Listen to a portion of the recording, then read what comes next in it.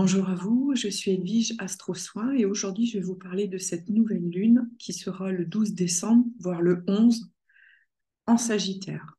Alors je ne sais pas vous comment vous vous sentez actuellement, mais ça vient quelque part chercher au niveau fatigue,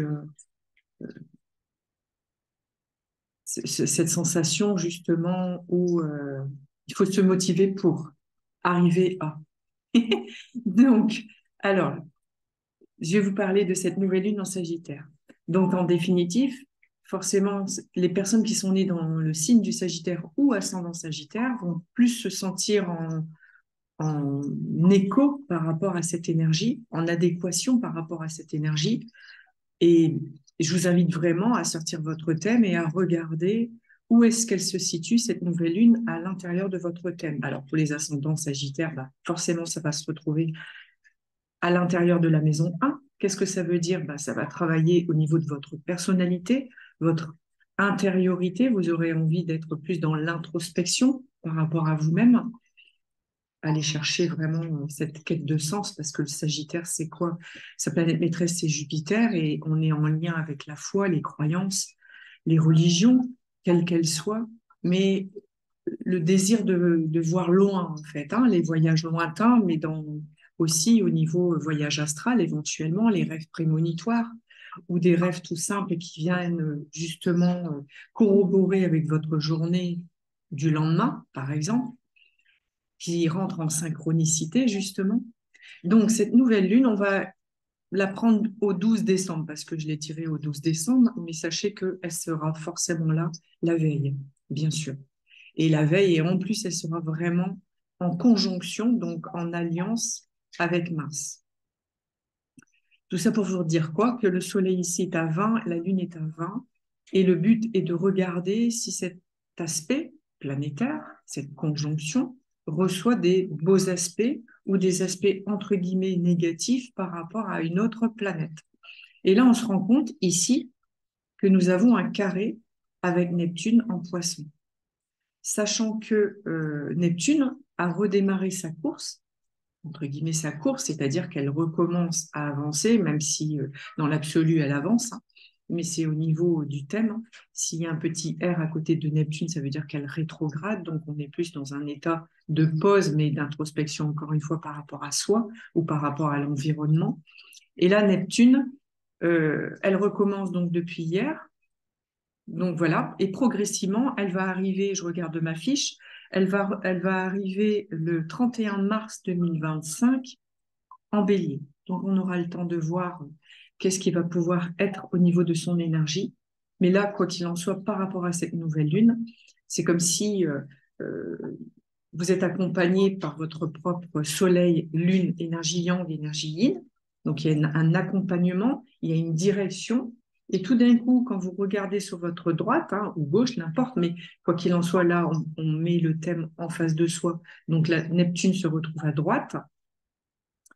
Eh bien, ça veut dire qu'il y a un point de regard qui est lancé sur vous, sur vos convictions, votre manière de croire en vous. Est-ce que vous avez travaillé sur vos doutes, vos craintes? Neptune, c'est l'énergie quelque part, comme s'il y avait du brouillard devant vous et vous avez l'impression de ne pas pouvoir avancer dans votre vie actuellement. Vous vous sentez peut-être même parfois perdu et vous vous posez la question pourquoi vous vous sentez perdu. Mais c'est vraiment l'énergie qui amène cela en fait.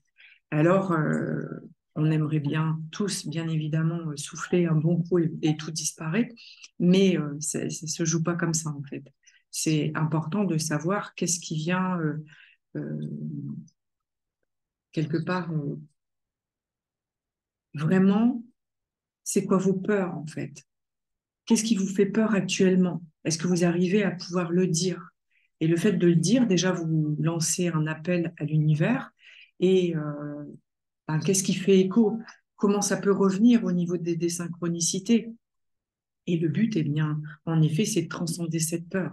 Et c'est pour ça que je propose souvent des soins énergétiques parce que je ne suis pas quelqu'un qui est dans une certaine fatalité. On est tous maîtres de sa vie, maîtres de sa roue astrologique. Et le but est de tourner cette roue Ça fait un peu comme l'horloger avec son métrage de temps, en fait, hein, de travailler avec le temps, avec l'espace-temps, pour justement faire coïncider quelque chose qui est un gros brouillard, on peut le dissiper pour aller vers la direction qu'on a réellement envie. Et là, à travers le signe du Sagittaire, on peut être dans ce désir de partir, ce désir de se dire, bon, moi, tout compte fait, je me sens peut-être pas bien ici, j'ai envie vraiment de découvrir autre chose, un autre pays, une autre culture. Voilà. Il y a peut-être un axe comme ça qui vient vous chercher à l'intérieur de vous, dans cet axe relationnel entre le Gémeaux et Sagittaire. Hein, le Gémeaux, c'est la fratrie, c'est les petits déplacements, les écritures, la communication. Et en face, on a le Sagittaire qui, lui, a envie de monter dans son chariot, comme dans le tarot, la carte numéro 7, donc, ou alors le tir à l'arc pour montrer la direction qu'on a envie d'aller. Et en plus, ce Sagittaire, il est accompagné de Mars, où Mars, il vient pousser l'énergie de la nouvelle lune. Donc, vous savez que vous avez un projet que vous avez mis peut-être en place, et Mars, il vient rebooster ce projet, c'est-à-dire qu'il vient vous... comme une impulsion, parce qu'il ne faut pas oublier que le Sagittaire, c'est un signe de feu, comme le volcan qui jaillit. Et c'est vrai qu'actuellement, il y a énormément de séismes, encore une fois, de tremblements de terre, des tsunamis. Mais il y a ce Mars. Alors, je ne dis pas que c'est la faute à Mars, on est bien d'accord. Hein, mais regardez dans votre thème si Mars il vient vous booster, vous coacher sur une planète, quelle qu'elle soit. Ça, c'est hyper important. Et après, comme je vous ai dit tout à l'heure, le Sagittaire, c'est Jupiter. Alors, quand on est sur une nouvelle lune, eh bien, on peut aller voir Jupiter, comment il est aspecté. Et on se rend compte que Jupiter, ici, il est rétrograde. Et cette rétrogradation va s'arrêter. Et en fin de compte, Jupiter va recommencer le 1er janvier 2024. Donc, ça veut dire qu'actuellement, très certainement, c'est pour ça aussi que vous vous sentez fatigué, parce que c'est comme si on vous retenait en arrière, attendez, avant de vous lancer, observez.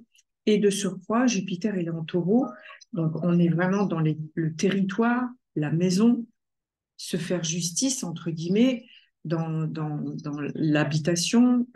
Combien il y a de personnes qui sont spoliées et qui se font voler leur maison par des, entre guillemets, des squatteurs.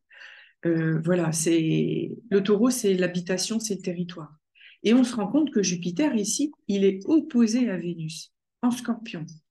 Donc, on est dans cet axe, certes aussi, on peut dire que tous les axes, c'est relationnel, mais là, on est plutôt dans un axe matériel et immatériel, entre le plaisir d'avoir et le plaisir d'être.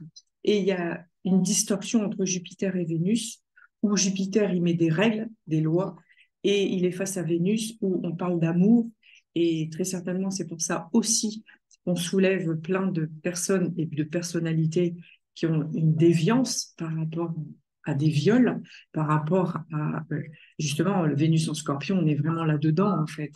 Comment vous vous sentez à l'intérieur? Est-ce que vous vous sentez en sécurité par rapport à ce que vous avez pu vivre dans votre enfance? Ou est-ce qu'il s'est passé quelque chose là en tant qu'adulte par rapport à éventuellement des agressions sexuelles ou des agressions de violence? Et Jupiter, ce qui peut nous montrer là maintenant jusque le 1er janvier 2024, est-ce que vous êtes heureux et heureuse dans votre relation de couple, dans votre relation matérielle, dans cette manière de gagner votre argent? Parce que voilà, c'est moi j'aime bien prendre Jupiter comme ça, on le tient au bout des doigts et en fait on a Vénus au bout. Quelle est leur communication? Est-ce que vous communiquez avec le partenaire que vous avez au jour d'aujourd'hui? Est-ce que c'est pas des faux semblants? Est-ce que réellement vous êtes dans la profondeur des mots? Voilà, je vous laisse vraiment. En fait, il faut vraiment se regarder à l'intérieur et se dire où est-ce que j'en suis là maintenant dans ma relation partenariat, partenaire couple, amical, financier avec son banquier éventuellement. Mais voilà, où est-ce que vous en êtes? Donc voilà, je voulais faire un petit résumé de cette nouvelle lune Après, c'est vrai que je vous dis souvent que je fais des ateliers sur Facebook. Après, je peux faire des ateliers sur un autre réseau aussi, hein, donc le Zoom ou Skype, bien sûr. On peut faire des petits groupes. Souvent, les groupes sont entre 4, entre 2 et 5.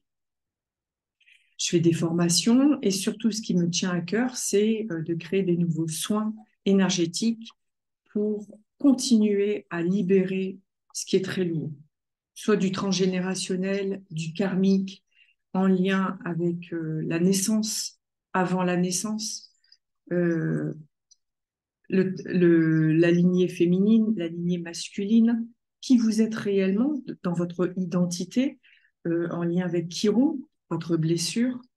Voilà, je fais vraiment, j'essaye de décortiquer au maximum pour que l'âme, le corps et l'humain, entre guillemets, corps, âme, esprit, puissent se réunir totalement en adéquation. Voilà ce que je pouvais vous expliquer au jour d'aujourd'hui par rapport à ce que je fais, ce que je livre. C'est quelque part mon cheminement, ma quête de sens, c'est d'aller, de pas vivre dans une fatalité, mais on peut justement accorder son arc ou les cordes du violon pour avoir une nouvelle fréquence, une nouvelle vibration. Je vous souhaite une très très belle journée et je vous dis à très très bientôt.